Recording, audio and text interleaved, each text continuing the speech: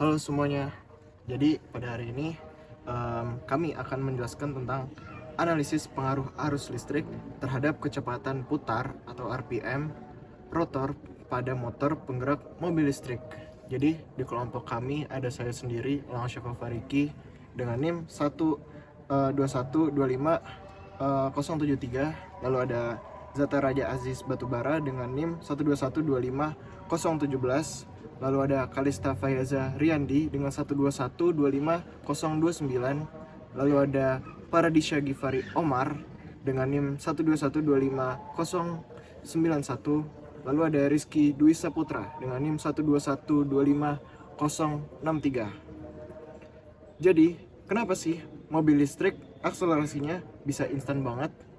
Nah, rahasianya ada di interaksi arus listrik dari baterai dengan medan magnet yang menghasilkan gaya Lorentz dan torsi untuk memutar roda.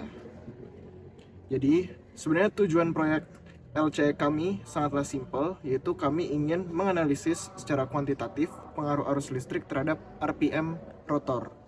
Lalu, memodelkannya menggunakan prinsip fisika dasar 2 yang sudah kita pelajari di kelas. Baik, selanjutnya ada tujuan. Yang pertama, menganalisis secara kuantitatif pengaruh perubahan arus listrik terhadap kecepatan putar RPM rotor pada motor penggerak mobil listrik. Yang kedua, menerapkan konsep dasar elektromagnetik, gaya Lorentz, dan dinamika rotasi dari mata kuliah fisika dasar 2 ke dalam pemodelan motor AC sinkron sederhana. Hal yang terakhir, menghitung nilai parameter mekanis meliputi daya, torsi, dan percepatan sudut yang dihasilkan oleh variasi input arus listrik pada pemodelan motor ideal. Selanjutnya masuk pada pemodelan sistem dan asumsi. Di sini terdapat beberapa komponen utama, yaitu baterai sebagai suplai arus yang nantinya akan memberikan arus pada kumparan. Selanjutnya ada stator yang berisi magnet untuk menyuplai medan magnet. Dan yang terakhir adanya rotor atau kumparan yang nantinya akan berputar setelah mendapat arus dari baterai dan menghasilkan gaya Lorentz yang nantinya akan berputar. Nah, putaran tersebut yang akan menjadi poros mekanis pada roda kendaraan. Nah, pada model ini sepenuhnya itu mengabaikan perubahan energi menjadi kalor atau menjadi panas dan gesekan, sehingga model ini dianggap ideal, dan beberapa asumsi sebagai berikut. Efisiensi dari penggerak ini mencapai 100% tanpa ada konversi ke energi lain. Selanjutnya, medan magnet dianggap seragam dan konstan. Selanjutnya, gesekan pada rotor dan stator akan dianggap nol. Lalu kita asumsikan bahwa putaran akan mencapai ke titik stabil atau putaran tetap pada waktu 10 second. Asumsi-asumsi ini menyesuaikan dengan kemampuan kita dan menyederhanakan realita, di mana realitanya tuh sebenarnya rotor pada motor pada penggerak mobil listrik itu menggunakan 3 fasa, sehingga akan jauh lebih kompleks, sehingga di sini kita gunakan konsep yang sederhana dan ideal, di mana sebuah kumparan dialiri arus dan medan magnet sehingga menghasilkan torsi pada kumparan tersebut.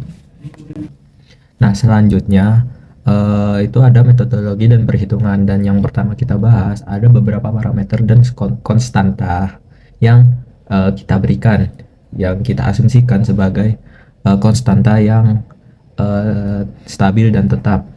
Nah, di sini ada beberapa parameter yang konstan, yaitu kita anggap jumlah lilitannya itu 100 lilitan. Nah, hal ini akan mempengaruhi dari besarnya medan.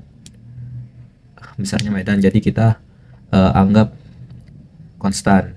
Selanjutnya ada kuat medan magnet yang dihasilkan, itu kita anggap juga 0,6 Tesla. Kita random saja mengambil nilai ini karena kita kurang menjadikan patokan pada nilai ini. Selanjutnya panjang dari kawat atau dari kumparan tersebut kita anggap 0,05 meter. Selanjutnya ada jari-jari rotor yang kita anggap sebagai 0,03 meter. Momen inersia kita anggap juga sebagai 0,001 kg per kilogram meter kuadrat, dimana kita anggap ini sebagai silinder pejar rotornya. Dan waktu pengamatan ini kita anggap 10 second, karena kita anggap nanti nilai stabil dari RPM-nya itu setelah melewati 10 second. Setelah itu dianggap konstan RPM-nya.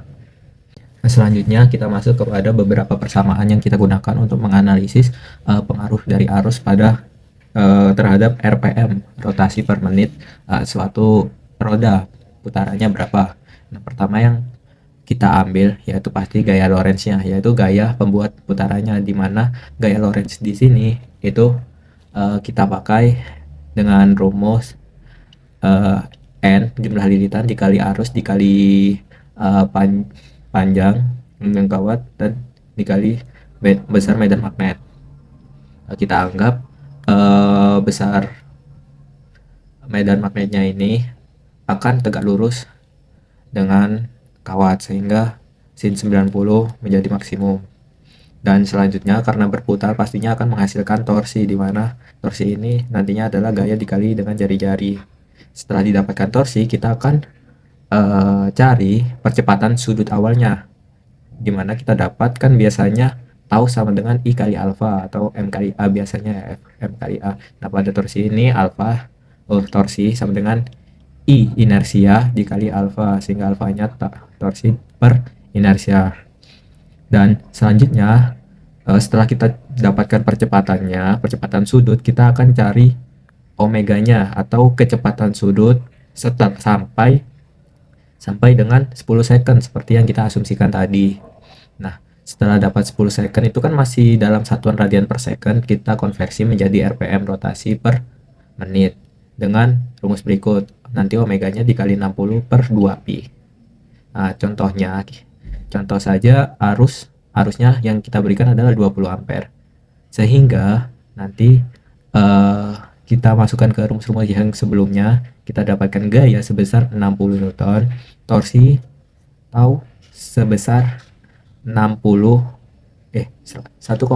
Newton meter, lalu percepatan sudut 1800, omeganya kita dapat 18.000 radian per second saat kita konversi ke RPM menjadi 171.974 RPM. Nah, nilai ini sangat besar karena ya tadi kita ambil nilainya itu sebagai parameter itu kita lihat di sini inersianya sangat kecil, di mana mobil tidak mungkin inersianya kecil kan rodanya. Nah, ini hanya sebagai contoh saja. Dan kita itu tujuannya untuk mencari hubungan dari arus terhadap RPM, sehingga analisisnya akan dilanjutkan oleh teman saya.